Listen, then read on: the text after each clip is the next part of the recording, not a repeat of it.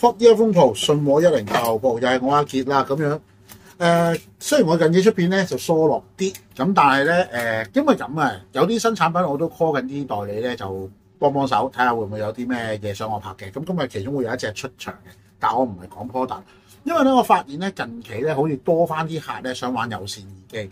咁有線耳機當然冇問題啦，你可以買 Pay 啊，你可以買解碼耳擴啊，或者一啲小尾巴去做聲咁樣啦，插喺電話又好或者點樣都好。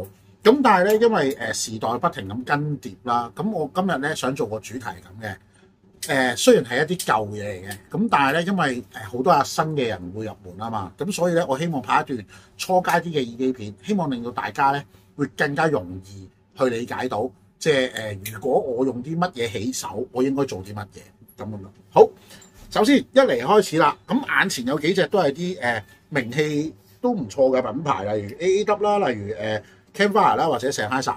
咁其實有啲品牌咧就非常之出名，做好一樣嘢嘅，例如 Sennheiser 咧就係純動圈嘅耳機嚟嘅。純動圈嘅耳機嘅優勢啦，咁亦但 Sennheiser 咧係近年裏邊嚟講咧，好中意玩高分式動圈嘅嗰一個門派，例如比較出名嘅 I98 啊、E88 啊、E68咁。咁但係咧就要首先你要明白一個道理喎。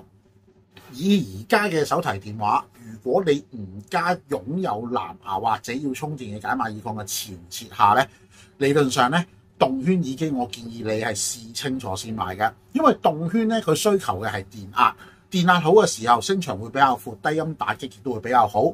但係如果你硬要講一啲可能喺調音上面嘅難處，就係話一個純動圈單體動圈嘅時候，除非個動圈本身就係主力做人聲嘅，如果唔係嘅話咧，通常人聲咧就唔會太起前嘅喎。好啦，咁啊 Sennheiser 就講完佢個動圈啦，咁另外一個啦，仙女座，咁點解特登係攞翻啲舊嘅嚟講？因為我主要都係嗰句，我係想分享技術為主軸嘅。咁咧呢一個咧就係好出名啦 ，Campfire 最出名嘅一隻耳機之一叫仙女座。咁仙女座嘅特色咧，就係佢係綠動鐵純動鐵啦。咁好多人都會話仙女座咧係做女讀嘅。咁但係咧其實咧大家記住啊，有興趣要買仙女座嘅朋友都係嗰句啦，一定要去試清楚。點解？因為每一個年度嘅仙女座嘅調音咧，其實係唔一樣嘅喎。唔係話叫做仙女座就一定係人聲好㗎，而唔係話佢人聲好唔好嘅問題。重點係舉個例子，我唔係咁中意低音嘅，咁可能例舉個例子，2020版嘅低音會比較多，2023版會比較偏向內聽嘅風格。咁要最好親身去試聽完先好買。但係喺手機推薦指數嚟講，純動鐵嘅結構係我非常非常推薦嘅。咁為咗要俾你哋清楚咁樣睇到咧，動鐵同動圈嗰啲分別啊，咁我會攞埋其他耳機出嚟幫下手嘅。Campfire 嘅仙女座係動鐵啊嘛，咁 Shure 嘅846都係啦。846你見到呢啲四方形呢啲咧就係動鐵嚟嘅，睇唔睇到？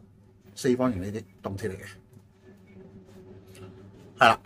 咁而呢啲動鐵咧，佢個發聲原理係非常簡單嘅，佢係基本上用電流推動嘅。咁所以咧，如果你用手機啱啱開始入門，又諗唔到話想買啲咩耳機嘅時候咧，唔好話成日都係問咩型號咩品牌先。第一件事你要諗，你部手機插隻小尾巴有乜嘢係推得最好嘅？咁其中一種技術一定要講嘅就係頭先我提嘅動鐵技術。好，咁啊，跟住之後啦就係圈鐵技術。咁顧名思義啦，頭先有 Sennheiser，我有講過動圈啦。咁啊，動鐵亦都有講過動鐵啦。咁可能為咗大家容易睇得到啦，咁我都揾翻一啲產品俾大家。例如最經典嘅215咧，就係動圈啦。亦都有一隻賣得非常之好嘅耳機，好直觀，你會睇到個動圈嘅。嗱，呢一隻咧就叫上官婉兒。咁係一個單動圈耳機嚟嘅，單動圈呢個。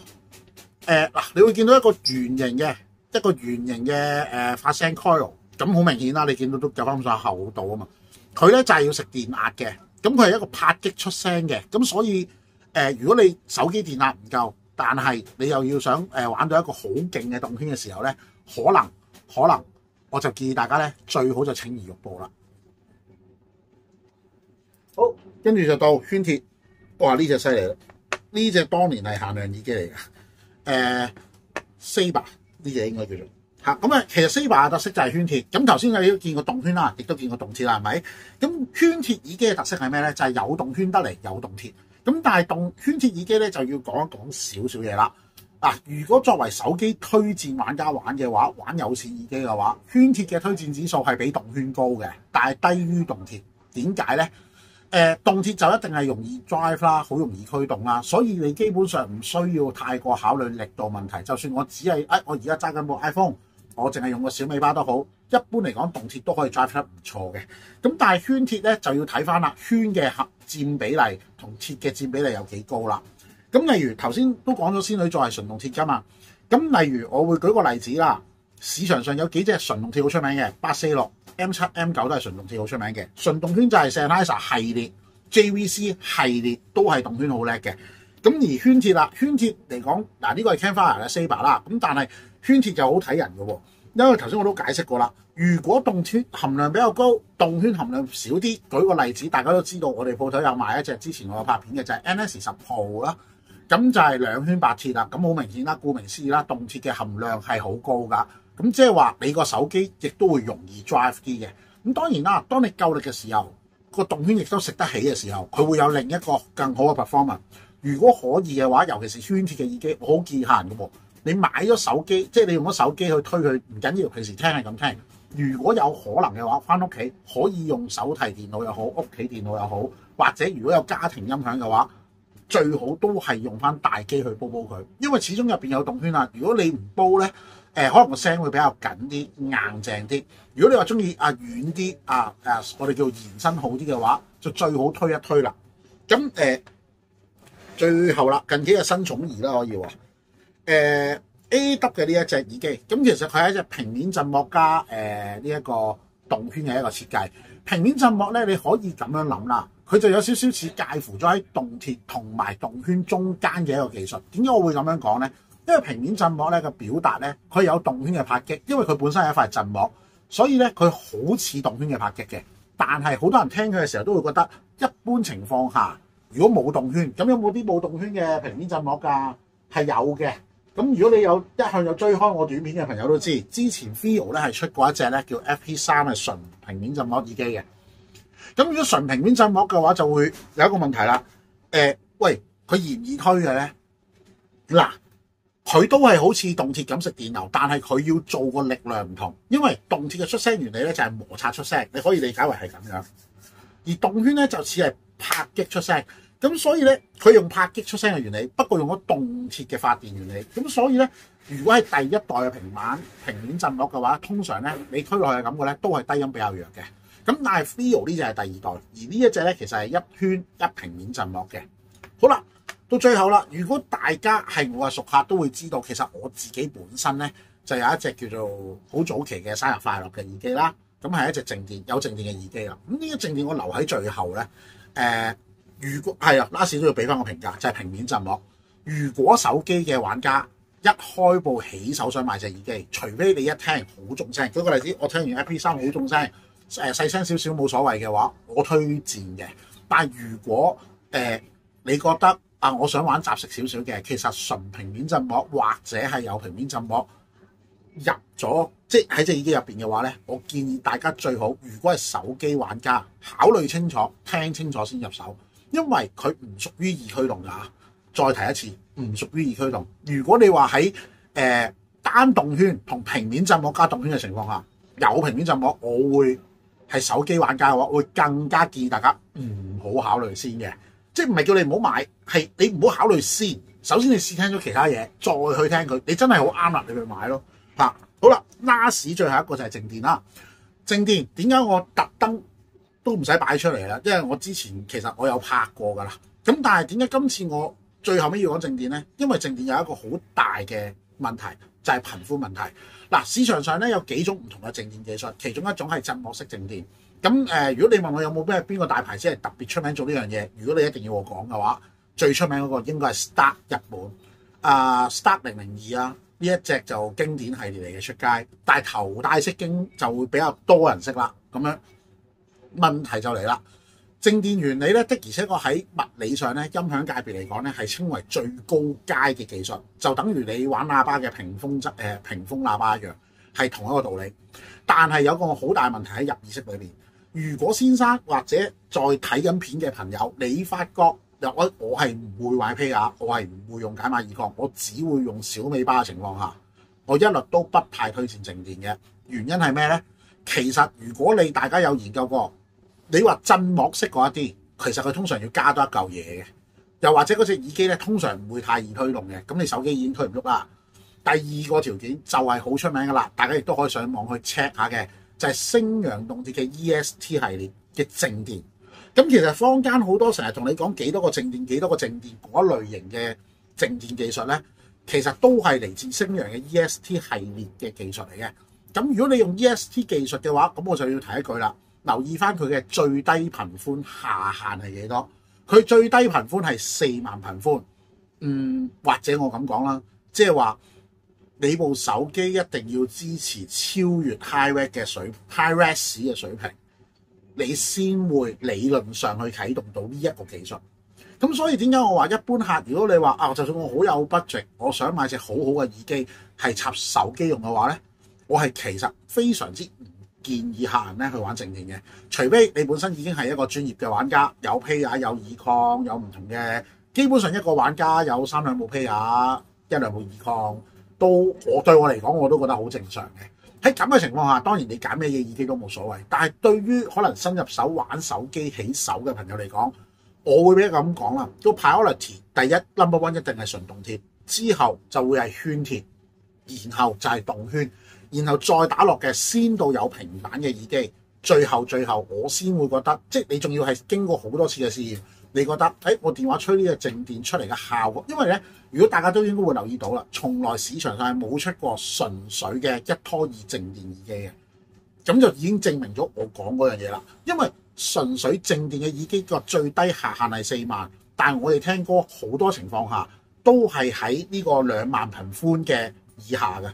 咁如果你4萬係最低嘅話，咁你個耳機基本上咪唔出聲咁滯咯。假設你聽嘅 file 仲要可能係冇 Hi-Res 嘅，咁基本上你真係完全播唔到出聲嘅喎。咁所以就係話，如果你見到係嗰啲咩幾拖幾嘅靜電嘅時候，我唔係建議你話完全唔好入手唔好買，反而我會建議係咁，你有玩開有翻咁上緊質素嘅，例如播放器、解碼耳擴嘅時候，你就考慮佢哋咯。如果你話我純手機玩家玩串流為主核嘅，我就建議大家揀翻啲容易推動同埋容易發聲嘅，咁樣咧你玩上手就會易啲啦。咁好啦，last 入耳式講晒啦，就輕輕講下大耳罩。大耳罩主體大部分嘅大耳罩咧，只冇動鐵咁多古靈精怪嘢噶啦，就主要咧就係動圈、平面振膜同靜電嘅啫。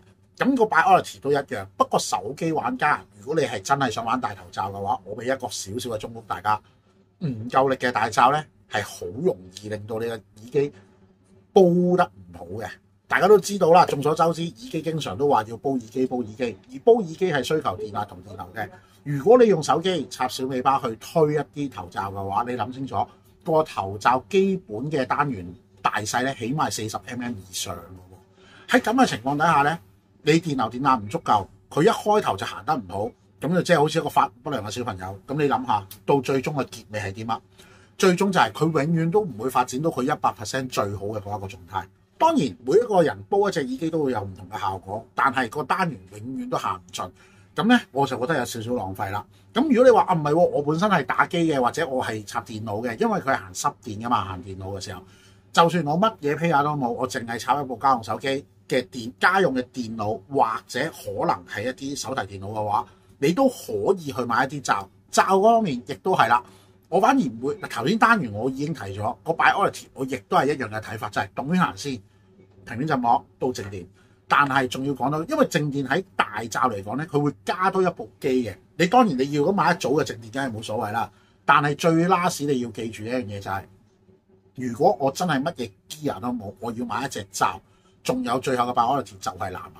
如果你要插有線嘅罩嘅話，唔緊要嘅，盡量揀翻一啲日本品牌嘅罩，因為點解咧？歐美品牌嘅罩咧，好多情況下咧，佢為咗可能我預咗台機推啊，佢會做到比較難推啲、大力啲、經典嘅一啲難推嘅耳機 HD88S、HD820 都一樣。咁所以咧，我就會咁樣講咯。如果你 HD88S 大約有幾難推，我可以咁樣俾個比喻啦。你當佢嗱一般嘅一啲頭戴式耳機，我講緊頭戴式耳機，例如 Keeps 嘅 HP3咧係25幀，25左擴，但係 Sennheiser 係300左擴。嗱，當然左擴唔代表一定難推，但係呢個係一個最簡單易明，令到大家了解嘅一個參數。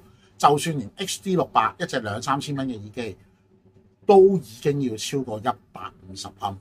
咁呢一樣嘢，大家記住要自己諗清楚。如果你冇 gear 而夾硬去買一隻你推唔到嘅耳機，最終出嚟個聲如果唔啱你嘅話，其實唔係間廠有問題，好可能係你發揮唔到。所以呢樣嘢大家留意下。咁咧，因為我現場雖然拍緊片，其實都有人提下我水嘅。咁提我水嘅人咧就問我一個問題啦，就係一定要講一講啊，就係乜嘢單元係要煲。其實咧，好多人都會講動鐵有衰聲期啊，呢啲不如咁講啦。所有嘢擺得耐咧，你都要溫一溫佢先會效果好嘅。咁但係如果你全新買一隻動鐵翻嚟，你理論上煲嘅就唔係動鐵嘅本身。基本上所有摩擦出聲嘅技術咧係唔需要特別去煲嘅。即係例如動鐵啦，如果玩喇叭嘅朋友就係大式高頻啦，呢一啲咧係唔需要特別去煲嘅。但調翻轉啦，所有拍擊性嘅單元，咩叫拍擊性啊？頭先我講過啦，動圈啦、平面振膜啦，呢一啲都屬於拍擊性嘅單元嚟嘅。咁理論上咧就需要煲噶啦。咁我希望呢一段片嘅資訊咧係可以幫到咧鏡頭前嘅任何一位，可能係新手或者舊嘅玩家嘅喜歡同埋支持啦。咁因為之後拍就算新 product 都好，大家都知我拍新 product 就冇咁起勁噶啦，因為我主要都係中意講技術。咁但係希望幫到所有新入手嘅朋友，亦都如果老玩家有啲咩嘢想留言同我講嘅，就多謝你，歡迎你繼續留言啦。咁我真係會睇嘅，多謝晒咁多位，拜拜。